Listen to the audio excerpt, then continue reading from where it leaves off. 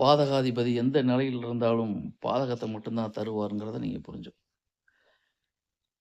ஒவ்வொரு லக்னத்துக்கும் ஒவ்வொரு விதமான பாதகாதிபதி. சரத்துக்கு 11ஆம் இடம் பாதகஸ்தானம், ஸ்திரத்துக்கு 9ஆம் இடம் பாதகஸ்தானம், உபயத்துக்கு 7ஆம் இடம் பாதகஸ்தானம். அப்போ பாதகாதிபதி ஒரு ஜாதகத்துல வலுப்பெறாமல் இருப்பது அப்படிங்கிறது ரொம்ப நல்லது. ஏன்னா பாதகாதிபதி தசாபுத்தி நடத்தும் பொழுது ஜாதகருக்கு ஒரு விஷயத்த பண்றக்குள்ள ரிப்பீட்டடா பண்ணிக்கிட்டே இருக்கணும். ஒன்ஸ் அட்டெம்ப்ட்டா அத குடுக்க மாட்டார். பெரிய அளவுல பாதகத்த பண்ணாட்டியுமே, அதன் தசாபுத்தி காலகட்டத்தில் கண்டிப்பாக உங்களால் ஒரு விஷயத்த ஒரே அட்டெம்ப்ட்ல கிடைக்க முடியாது.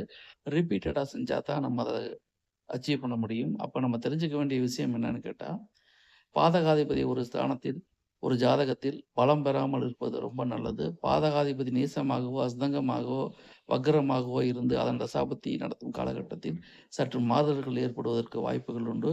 பாதகாதிபதிய குரு பார்த்தாலும் நன்மை உண்டு.